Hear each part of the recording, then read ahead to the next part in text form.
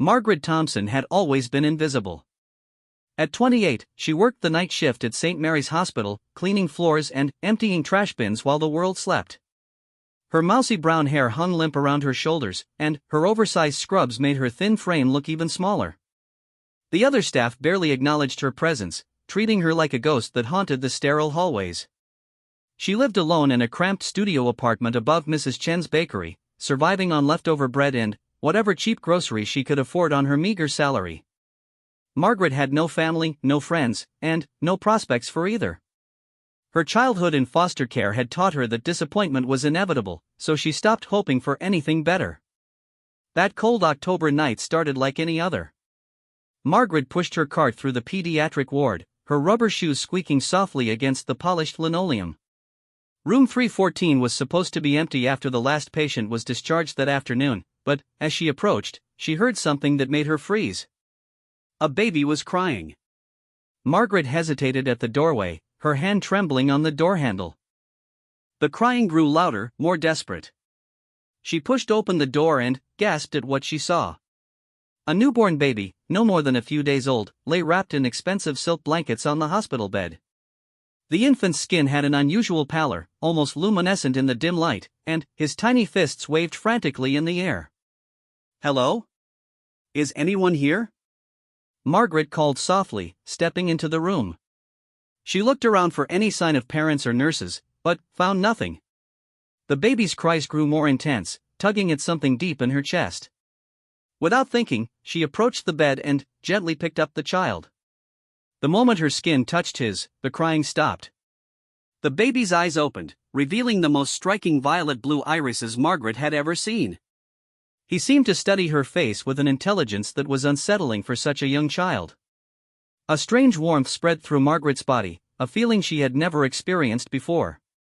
"Where did you come from, little one?" she whispered, cradling him against her chest. The baby made soft cooing sounds, his tiny fingers grasping at her uniform. Margaret felt an immediate, overwhelming connection to this mysterious child. For the first time in her life, someone seemed to need her. She looked around the room again, searching for any clues about the baby's identity. On the nightstand, she found a single piece of heavy paper with elegant handwriting. "His name is Alexander. He belongs with someone pure of heart." Margaret's breath caught. There was no other explanation, no medical charts, no identification bands. Just this beautiful baby and a cryptic message. She knew she should call security, report the abandoned infant to the proper authorities. But something stopped her. The way Alexander looked at her, the way he had stopped crying the moment she held him, felt like destiny. As her shift ended and dawn approached, Margaret made a decision that would change everything. She wrapped Alexander more securely in his silk blankets, gathered his few belongings, and quietly slipped out of the hospital through a side entrance. Her heart pounded with fear and excitement as she carried him to her small apartment. Over the next few weeks, Margaret's life transformed completely. Alexander was no ordinary baby. He rarely cried, seemed to sleep peacefully during the day, and had an appetite that was surprisingly small. She had expected caring for an infant to be exhausting, but, instead, she felt more energetic than she had in years. The strange warmth she had felt when she first touched him seemed to grow stronger each day. Margaret told her supervisor at the hospital that she needed to reduce her hours due to a family emergency. She couldn't afford to lose her job entirely, but she also couldn't bear to leave Alexander alone for long periods. She used her savings to buy baby supplies, though Alexander seemed to need surprisingly little. He was content with small amounts of formula and spent most of his time quietly observing the world around him with those remarkable eyes. The neighbors began to notice changes too. Mrs. Chen, who had barely spoken to Margaret in the 3 years she had lived above the bakery, started bringing up fresh bread and asking about the baby. Other tenants in the building, who had previously ignored her completely, now smiled and waved when they passed in the hallways. It was as if Alexander's presence had made Margaret visible for the first time in her life. But strange things began happening as well.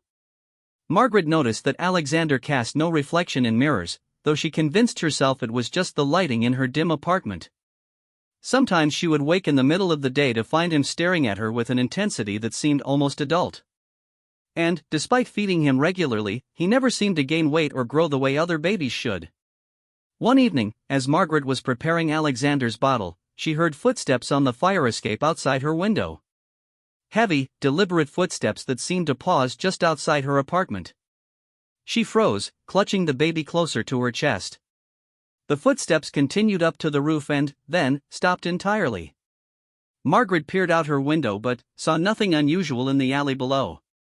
Still, she couldn't shake the feeling that someone was watching them. She double-checked the locks on her door and windows before settling down for the night, but sleep eluded her. Every small sound made her jump, every shadow seemed to move. The next morning, Margaret found something that made her blood run cold. On her fire escape, just outside her window, was a single white rose with petals that seemed to shimmer in the sunlight. Attached to the stem was a small card with the same elegant handwriting she had seen at the hospital: "He is more precious than you know." Margaret's hands shook as she read the message. Someone knew about Alexander. Someone knew where they lived. She looked down at the baby in her arms, and, for the first time since she had found him, she felt genuine fear. Alexander gazed back at her with those extraordinary eyes, and she could swear she saw something ancient and knowing in their depths. That night, Margaret couldn't concentrate on her work at the hospital. Every sound made her jump, every shadow seemed threatening. She kept checking her phone for messages, though she didn't know who she was expecting to hear from. When her shift ended, she practically ran home to check on Alexander. She found him exactly as she had left him, sleeping peacefully in the makeshift crib she had created from a dresser drawer. But something felt different in the apartment. The air seemed thicker, charged with an energy she couldn't identify. Margaret picked up Alexander and held him close, trying to shake off her growing unease. As she prepared for bed, Margaret caught sight of herself in the bathroom mirror and gasped. Her appearance had changed dramatically over the past few weeks. Her skin glowed with a healthy radiance she had never possessed, her eyes seemed brighter, and even her hair looked fuller and shinier. It was as if caring for Alexander had transformed her from the inside out. But the most shocking change was her reflection when she held Alexander. While she could see herself clearly in the mirror, the space where the baby should be remained empty. Margaret blinked hard and looked again, but the impossible sight remained. Alexander cast no reflection at all. Margaret sank onto her bed, her mind reeling. What kind of child had she taken in? What was Alexander, really? And who was leaving her those mysterious messages? Despite her growing fear, she looked down at the baby in her arms and felt that same overwhelming love and protectiveness. Whatever Alexander was, whatever danger might be lurking in the shadows, she knew she would do anything to keep him safe. As if sensing her thoughts, Alexander opened his violet eyes and looked directly at her. For just a moment, Margaret could have sworn she saw the shadow of a smile cross his tiny features. Outside her window, storm clouds gathered on the horizon, and, somewhere in the distance, she heard the sound of footsteps on cobblestones that shouldn't exist in her modern neighborhood. Margaret pulled Alexander closer and whispered the words that had become her nightly promise: "Whatever happens, little one, I'll protect you. You're mine now, and nothing will ever change that." But, deep in her heart, she was beginning to understand that Alexander might never truly belong to anyone. And that someone very powerful was coming to claim him. 3 weeks after finding the mysterious rose, Margaret's carefully constructed new life began to unravel. It started with small things that she tried to dismiss. Neighbors who had recently begun acknowledging her existence suddenly seemed afraid to make eye contact. Mrs. Chen stopped bringing bread, claiming she was too busy, though Margaret could see her peering nervously through her curtains whenever Margaret passed by the bakery entrance. The changes in Alexander became more pronounced as well. Though he appeared to be only a month old, there was something unsettlingly aware about his gaze. Sometimes Margaret would catch him tracking movements across the room with perfect focus, as if he understood far more than any infant should. His skin remained that strange, luminous pale, and, no matter how much she fed him, he never seemed to grow or gain weight like normal babies. Margaret had taken to working only 3 nights a week at the hospital, using her dwindling savings to stay home with Alexander more often. She told herself it was because she didn't trust anyone else to care for him properly, but the truth was more complicated. She was terrified to leave him alone, haunted by the feeling that someone was waiting for the right moment to take him away. On a Thursday evening in late November, as the first snow began to fall, Margaret's world changed forever. She was feeding Alexander his evening bottle when she heard a sound that made her heart stop. Someone was playing piano music in the apartment directly above hers, which had been vacant for over a year. The melody was hauntingly beautiful, classical and complex, unlike anything she had ever heard. But what terrified her most was Alexander's reaction. The baby turned his head toward the ceiling, his violet eyes wide and alert, and began making soft sounds that almost resembled singing along with the music. Margaret set down the bottle with trembling hands and crept to her window. The building across the alley, which usually showed only a few lit windows at this hour, was completely dark except for one room on the top floor. In that single illuminated window, she could make out the silhouette of a tall figure seated at a grand piano. The music stopped abruptly, and the figure turned toward her window. Even from a distance, Margaret could feel the weight of an intense gaze. The figure raised one hand in what might have been a greeting or a warning, and then, the light went out, plunging the window into darkness. Margaret backed away from her window, clutching Alexander to her chest. The baby looked up at her with those impossibly knowing eyes and reached out one tiny hand to touch her cheek. Where his skin made contact, Margaret felt that familiar warmth, but now it was accompanied by something else. Images flashed through her mind that weren't her own memories. She saw a magnificent castle perched on a mountain cliff, its towers reaching toward storm-darkened skies. She saw elegant ballrooms filled with pale, beautiful people dancing to music that seemed to come from nowhere. And she saw a man, tall and imposing, with dark hair and eyes the exact same shade of violet as Alexander's, standing alone on a balcony overlooking a vast, ancient landscape. The vision lasted only seconds, but it left Margaret gasping as if she had run for miles. Alexander settled back in her arms, making contented sounds, apparently unaware of the chaos he had just unleashed in her mind. Margaret stared down at him, her understanding of the situation shifting like sand beneath her feet. The next morning brought a knock at Margaret's door that she had been dreading for weeks. She peered through the peephole and saw a man unlike anyone she had ever encountered. He was tall, probably over 6 feet, with an elegant bearing that spoke of centuries of refined breeding. His hair was dark as midnight and perfectly styled, and he wore an expensive black coat that looked like it belonged in another era. When he spoke, his voice carried a slight accent that Margaret couldn't place, European but ancient. "Miss Thompson, my name is Damien Blackthorne. I believe you have something that belongs to me." Margaret's blood ran cold. She looked back at Alexander, who was lying in his makeshift crib, apparently sleeping but with an alertness in his tiny form that suggested he was listening to every word. She turned back to the door, her voice barely above a whisper. "I don't know what you're talking about." "I think you do." His voice was patient but carried an undertone of barely controlled power. "The child you've been caring for. Alexander. He is my son, Miss Thompson, and I've come to take him home." Margaret pressed her back against the door, her heart hammering in her chest. Everything she had feared was happening. But, instead of the panic she expected to feel, a fierce protectiveness rose up inside her. She had found Alexander abandoned and alone. She had cared for him, loved him, given him everything she had. Whatever this man claimed, she wasn't going to give up the only family she had ever known without a fight. "He was abandoned," Margaret said, her voice growing stronger. "I found him alone in a hospital room. No one came looking for him for weeks. If he's really your son, where have you been?" There was a long pause, and, when Damien spoke again, his voice was softer, almost sad. "Miss Thompson, there are things about Alexander's nature that you don't understand. Things about what he is, what he needs, what he's destined to become. I left him where he would be safe until I could return for him. I never intended for anyone to become so attached." Margaret laughed, but there was no humor in it. "Attached? I've raised him. Fed him, cared for him, loved him. You can't just show up and expect me to hand him over like he's a piece of property. I understand your feelings, Miss Thompson, but Alexander is not entirely human.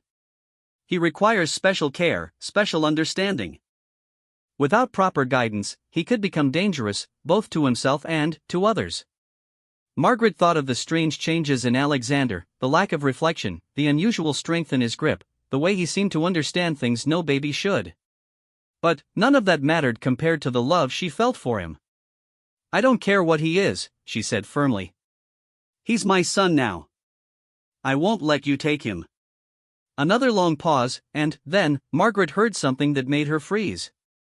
Damien was laughing, but it wasn't cruel or mocking. It sounded genuinely amused, almost fond. "Miss Thompson, would you be willing to invite me in? I believe we have much to discuss, and some of it might be easier to understand if you could see Alexander's reaction to my presence." Margaret hesitated. Every instinct told her not to open the door, not to let this stranger into her home. But Alexander had begun making soft sounds from his crib, almost as if he was calling to someone. She looked at the baby and saw something she had never seen before.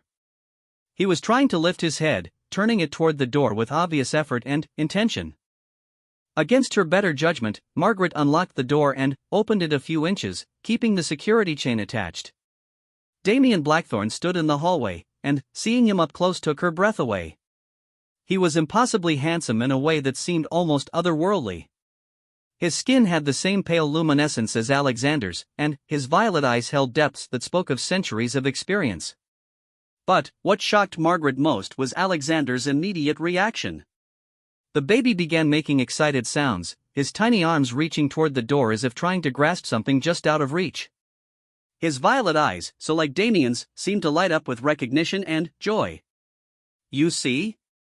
Damien said gently. "He knows me. He knows who I am." Margaret's resolve wavered as she watched Alexander's reaction. The baby had never shown such excitement about anything before, not even when she returned from work. But the protective instincts that had grown stronger every day since she found him wouldn't allow her to give up so easily. "That doesn't prove anything," she said, though her voice lacked conviction. "Babies react to all sorts of things." "Miss Thompson," Damien said, his voice taking on a more formal tone, "I am going to tell you something that will sound impossible, but I ask that you hear me out completely before you make any decisions about Alexander's future." "Will you allow me that courtesy?" Margaret looked back at Alexander, who was now making soft crying sounds, as if frustrated that he couldn't reach whatever he wanted beyond the door. She had never seen him cry from anything other than hunger or discomfort, and this was clearly different. This was longing. "You have 5 minutes," Margaret said, removing the security chain and opening the door fully. "But I'm not promising anything." Damien stepped into her small apartment, and immediately the atmosphere changed. The air seemed to thicken with an energy that made Margaret's skin tingle. Alexander's crying stopped instantly, replaced by contented cooing sounds. Damien moved to the makeshift crib with a grace that was almost supernatural, and Alexander's tiny hands reached up toward him. "Hello, my son," Damien said softly, his voice filled with unmistakable love and tenderness. "I'm sorry I had to leave you for so long." Margaret watched in amazement as Damien gently picked up Alexander. The baby settled immediately in his arms, making happy sounds and grasping at Damien's expensive coat with tiny fingers. The resemblance between them was undeniable now that they were together. They had the same luminous skin, the same striking violet eyes, the same otherworldly presence. "Miss Thompson," Damien said, turning to face her while still holding Alexander, "I am what humans call a vampire. I have existed for over 800 years, ruling over others of my kind. Alexander is my heir, my only child, and the future leader of our people. I left him in that hospital because there were those who would have tried to kill him in his vulnerable infancy. I needed to draw them away while he grew strong enough to survive." Margaret's legs gave out, and she sank onto her small couch. Everything she had wondered about, all the strange things she had noticed about Alexander, suddenly made terrible sense. The lack of reflection, the pale skin, the unusual strength, the way he seemed older than his apparent age. But why? Margaret started, her voice failing her. "Why did I leave him where you would find him?" Damien finished. "Because I sensed something special about you, Miss Thompson.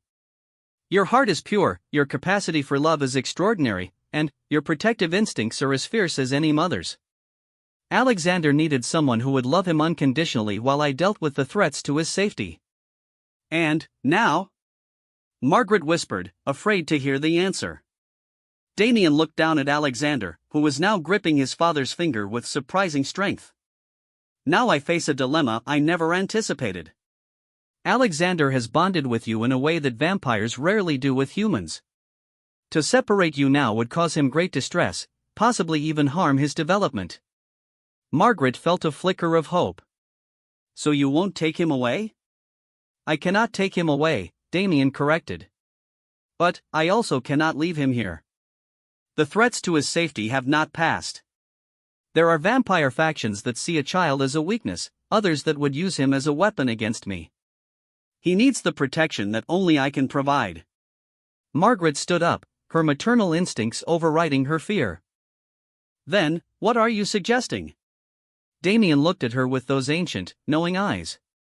I am suggesting something unprecedented in vampire history, Miss Thompson. I am asking you to come with us. To leave your human life behind and help me raise Alexander in a world you cannot yet imagine. The words hung in the air between them like a challenge. Margaret looked at Alexander, content in his father's arms but turning his violet gaze to her with unmistakable affection. She thought of her empty life before finding him, the loneliness, the invisibility, the endless days with no purpose or joy. Then, she thought of the past few weeks, the happiness she had felt caring for Alexander, the sense of belonging and love that had transformed her entire existence. Could she really go back to her old life now, knowing that somewhere in the world, the child she had come to love as her own was growing up without her? What would happen to me? Margaret asked quietly. In your world, I mean. Would I become like you? Damien's expression softened. That would be your choice to make, when the time feels right. Some humans who join our world choose transformation, others prefer to remain as they are. Either way, you would be under my protection, respected as Alexander's chosen mother, and free to live a life far richer than anything your current world could offer you. Margaret looked around her cramped apartment, at the evidence of her small, insignificant life. Then, she looked at Alexander, who had brought meaning and love into her existence. The choice, when she really thought about it, was no choice at all. When would we leave? She asked. A smile crossed Damien's perfect features, the first she had seen from him. Tonight, if you're willing. I have a private jet waiting, and my estate is prepared for Alexander's arrival. You would have everything you need, and all the time you require to adjust to your new circumstances. Margaret nodded slowly. I'll need to pack a few things. Of course. But, Miss Thompson? Damien's voice stopped her as she turned toward her bedroom. Thank you. For caring for him, for loving him, for proving that the human heart can be every bit as fierce and protective as any vampire's. Alexander is lucky to have found you. As Margaret began gathering her few precious belongings, she realized that her old life was already over. Whatever lay ahead in Damien's world, whatever challenges and wonders awaited them, she was ready to face it all for the sake of the extraordinary child who had changed everything. Outside, the snow continued to fall, covering the familiar streets of her neighborhood in pristine white. By morning, Margaret Thompson would be gone, beginning a new chapter in a story that was far stranger and more beautiful than anything she had ever imagined possible. The private jet was unlike anything Margaret had ever seen. The interior was appointed with rich leather and dark wood, creating an atmosphere of understated luxury. As they soared through the night sky, Margaret sat holding Alexander while Damien explained more about the world she was entering. My estate is in the Carpathian Mountains, he told her, his voice gentle as he noticed her nervousness. It has been in my family for centuries, though of course, it has been modernized for comfort and convenience. You and Alexander will have your own wing, with every amenity you could need. Margaret looked out the window at the dark landscape below. Will there be others there? Other vampires?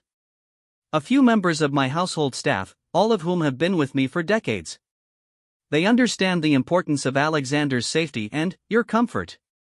There is also Elena, my chief advisor, who is eager to meet the woman who has captured my son's heart so completely. As if hearing his name, Alexander made soft cooing sounds and reached up to touch Margaret's face.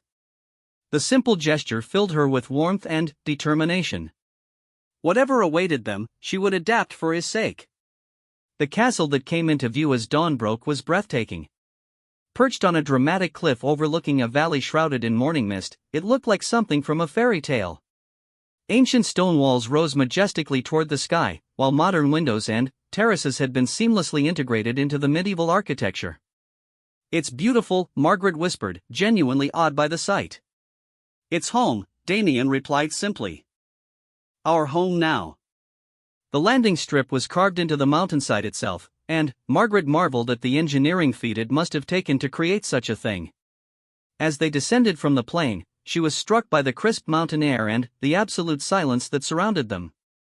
After years of city noise, the peace was almost overwhelming. A woman approached them as they walked toward the castle entrance. She was tall and elegant, with platinum blonde hair and the same pale luminescence that marked her as a vampire. Her dress was expensive and perfectly tailored, and she moved with the same supernatural grace that Margaret had noticed in Damien. "Lord Blackthorn," the woman said, offering a respectful bow. "Welcome home. And this must be Miss Thompson." "Elena, I'd like you to meet Margaret Thompson, Alexander's chosen mother," Damien said formally. "Margaret, this is Elena Volkov, my most trusted advisor and oldest friend."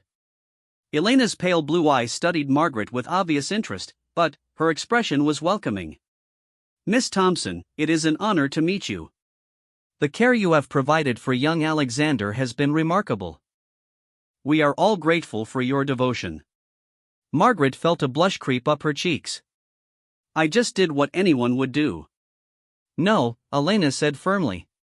"What you did was extraordinary. To take in an abandoned child, to love him without reservation, to sacrifice your own life for his welfare, these are not common qualities. You are most welcome here." The interior of the castle was even more impressive than the exterior. High ceilings were supported by ancient stone arches, while modern lighting and furnishings created an atmosphere that was both grand and comfortable. Rich tapestries hung on the walls alongside contemporary artwork, and everywhere Margaret looked, she saw evidence of centuries of history combined with present-day luxury. Damien led her through a series of corridors and up a spiral staircase to what would be her new home. The suite of rooms was larger than her entire former apartment, with tall windows that looked out over the misty valley. The nursery was already prepared with everything Alexander could need, including a beautiful antique crib that looked like it had been crafted for royalty. "The staff prepared these rooms as soon as I told them you were coming," Damien explained. "If there's anything you need, anything you'd like changed, you have only to ask." Margaret walked to the window, still holding Alexander, and looked out at the extraordinary view. "I don't know what to say. This is more than I ever imagined." "You don't need to say anything," Damien replied. "Your actions have already spoken volumes about who you are. Just make yourself at home. This is Alexander's home now, which makes it yours as well." Over the following days, Margaret began to settle into her new life. The castle staff, all of whom were vampires who had served the Blackthorn family for decades, treated her with respect and kindness. They seemed genuinely pleased to have a child in the castle again, and several of them went out of their way to help Margaret adjust to her new surroundings. Alexander thrived in his new environment. The mountain air seemed to agree with him, and his already remarkable development accelerated even further. Though he was only weeks old, he was already showing signs of intelligence and awareness that amazed even the centuries-old vampires who cared for him. Margaret's own transformation was more gradual but no less remarkable. The stress and exhaustion that had marked her human life began to fade, replaced by a vitality and energy she had never experienced before. Damien explained that prolonged contact with vampire essence, particularly through caring for Alexander, could have strengthening effects on humans. "You're becoming something new," he told her one evening as they watched Alexander play with toys that seemed far too advanced for his apparent age. "Not vampire, but not entirely human anymore either. It's unprecedented in our history." Margaret found herself growing closer to Damien as well. Initially, she had been intimidated by his power and ancient wisdom, but she gradually discovered that beneath the vampire monarch was a man who loved his son deeply and was profoundly grateful for her presence in their lives. Their evening conversations became a cherished routine. After Alexander was settled for the night, they would sit in the library, discussing everything from literature to philosophy to the complex politics of vampire society. Margaret found herself fascinated by Damien's stories of centuries past, while he seemed equally intrigued by her perspectives on the modern world. "You see things so clearly," he told her one night. "Perhaps because you've lived without the burden of centuries weighing on your decisions. Alexander will need that clarity as he grows. He'll need both of our influences to become the leader our people need." 1 month after their arrival at the castle, Margaret faced her first real test. A group of vampire nobles requested an audience with Damien, ostensibly to meet his heir but actually to challenge his decision to allow a human into their sacred spaces. Margaret could feel the tension in the air as the delegation arrived. The 5 vampires who came were ancient and powerful, their presence filling the great hall with an energy that made Margaret's skin crawl. They regarded her with obvious disdain, as if she were an insect that had somehow found its way into their refined company. Lord Blackthorn, their leader, a tall vampire with silver hair and cold gray eyes, spoke with barely concealed contempt. "We have come to express our concern about the irregularities in your household arrangements." Damien stood with Alexander in his arms, his expression calm but dangerous. "Lord Ravencroft, I am always interested in hearing the concerns of my nobles. Please, elaborate." "This human woman," Lord Ravencroft said, not even looking at Margaret, "her presence here is an affront to our traditions. To allow her to care for your heir, to treat her as if she were vampire nobility, sets a dangerous precedent." Margaret felt her temper rising, but, before she could speak, Alexander began to cry. Not the normal crying of an infant, but something else entirely. The sound seemed to resonate through the stone halls of the castle, carrying a power that made even the ancient vampires step backward. Without thinking, Margaret stepped forward and took Alexander from Damien's arms. The moment the baby felt her touch, his crying stopped, and he settled against her with obvious contentment. The contrast between his distress in the presence of the hostile vampires and his peace with Margaret was impossible to ignore. "You see, gentlemen," Damien said quietly, his voice carrying a warning that made the temperature in the room seem to drop several degrees, "Alexander has made his choice. This woman is his mother in every way that matters. Anyone who challenges that challenges him, and anyone who challenges my son challenges me." Lord Ravencroft's grey eyes flashed with anger, but he was clearly unwilling to directly confront Damien. "The boy is powerful, we can all feel it. But power without proper guidance, without understanding of our ways, will be guided by both his father and his chosen mother," Margaret said, surprised by the strength in her own voice. "I may be human, but I love Alexander more than life itself. I would die before I let any harm come to him, and I will learn whatever I need to learn to help him grow into the leader you all need him to be." Elena, who had been standing silently near the wall, stepped forward. "Perhaps a demonstration would be appropriate," she suggested. "Lord Ravencroft, you are known for your ability to sense the true nature of individuals. Why don't you examine Miss Thompson more closely?" Ravencroft's eyes narrowed, but he moved closer to Margaret. She forced herself to stand still as he circled her, his cold gaze seeming to look through her rather than at her. After several tense minutes, he stopped directly in front of her, his expression showing the first signs of uncertainty she had seen. "Interesting," he murmured. "Your essence has been altered. There is something of the vampire in you now, something that speaks of ancient bloodlines and deep magic. How is this possible?" Damien moved to stand beside Margaret, his hand resting protectively on her shoulder. "Alexander's power is greater than any we have seen in centuries. His bond with Margaret has changed her on a fundamental level. She is becoming something new, something that bridges the gap between our world and the human realm." Margaret felt Alexander stir in her arms and looked down to find him gazing up at her with those remarkable violet eyes. For a moment, she could swear she heard his voice in her mind, though she knew it was impossible for such a young child to speak, even telepathically. "Thank you, Mother," the voice whispered in her thoughts. "For choosing love over fear." Whether the other vampires heard it as well, Margaret couldn't tell, but the atmosphere in the room shifted dramatically.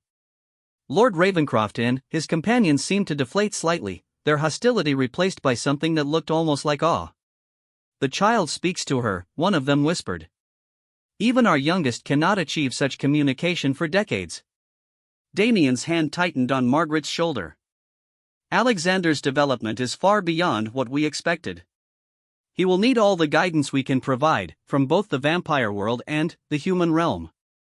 Margaret is not just his caregiver, she is his anchor to the light, his connection to the compassion that will make him a great leader rather than just a powerful one.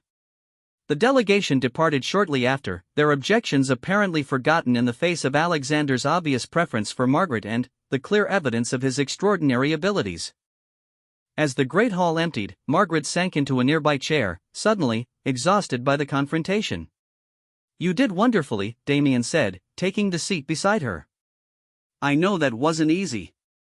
It was terrifying," Margaret admitted. "But, when I saw how Alexander reacted to them, saw how they made him unhappy, I couldn't stay quiet. He needed me to stand up for our family." "Our family," Damien repeated softly. "I like the sound of that." Margaret looked at him with surprise. "Is that what we are? What else would you call it? A vampire lord, a human woman, and a child who belongs to both worlds? If that's not a family, I don't know what is." As the months passed, Margaret's place in the castle became unquestionable. She learned about vampire history and culture, studying ancient texts with Elena and gradually understanding the complex politics of immortal society. But, more importantly, she continued to be Alexander's anchor, the person who could calm his growing power and guide his development with the kind of unconditional love that vampires rarely experienced. Damien's feelings for Margaret deepened as well, though he was careful not to pressure her or assume that her presence in their lives meant anything beyond her devotion to Alexander. But Margaret was not blind to the way he looked at her during their evening conversations, or the gentle way he treated her when he thought no one was watching. One evening, as they sat in the garden watching Alexander play with toys that responded to his will rather than his touch, Margaret found the courage to address the growing connection between them. "Damien," she said quietly, "what are we to each other? I mean, beyond being Alexander's parents?" He was quiet for so long that Margaret began to think he wouldn't answer. When he finally spoke, his voice was careful and measured. "You are the most remarkable woman I have ever known," he said. "In 800 years of existence, I have never met anyone with your capacity for love, your strength, your willingness to sacrifice everything for someone else's happiness." "If circumstances were different." "What circumstances?" Margaret interrupted. "I'm here by choice, Damien. I chose to leave my old life. I chose to come to your world. I chose to be part of this family. What other circumstances matter?" Damien turned to look at her, and Margaret saw something vulnerable in his ancient eyes. "You could have any life you wanted, Margaret. I could give you wealth, property, a place in human society where you would want for nothing. You don't have to stay in this dark world just because you love my son." Margaret laughed, surprising him. "Do you really think I would want to go back? Do you think there's anything in the human world that could compare to this? To watching Alexander grow into his power, to being part of something extraordinary, to..." She paused, gathering her courage. "To falling in love with a vampire lord who thinks I'm too good for him?" Damien's eyes widened. "Margaret." "I love you, Damien," she said simply. "Not because you're powerful or wealthy or can give me things I never dreamed of. I love you because of the way you care for Alexander, the way you've made me feel valued and important, the way you've welcomed me into your world without trying to change who I am." For a moment, the ancient vampire seemed at a loss for words. Then, he reached out and took her hand, his skin cool against hers but somehow comforting. "Consider this baby yours," he said softly, echoing words from a lifetime ago. "No, mine," he continued, his meaning now entirely different. "Consider yourself mine, Margaret Thompson, if you'll have me. Consider this life ours, this family ours, this love ours." Margaret's answer was a kiss that seemed to seal something fundamental between them. When they broke apart, Alexander was sitting on his blanket, clapping his tiny hands together as if applauding their declaration. "I think someone approves," Margaret said, laughing through happy tears. As the sun set over the Carpathian Mountains, casting the castle in shades of gold and crimson, Margaret reflected on the impossible journey that had brought her to this moment. From an invisible hospital cleaner to the chosen mother of a vampire prince, from a woman with no family to the heart of the most extraordinary family imaginable. Alexander crawled over to where they sat and pulled himself up on Margaret's knee, his violet eyes bright with intelligence far beyond his apparent age. In that moment, Margaret understood that this was just the beginning of their story. Whatever challenges lay ahead, whatever powers Alexander would develop, whatever threats they might face from the vampire world or beyond, they would face them together. The outcast woman who had been ignored by everyone had finally found where she belonged. In the whispered promises of a vampire monarch, in the love of an extraordinary child, in a family that transcended the boundaries between worlds. And, for the first time in her life, Margaret Thompson was exactly where she was meant to be.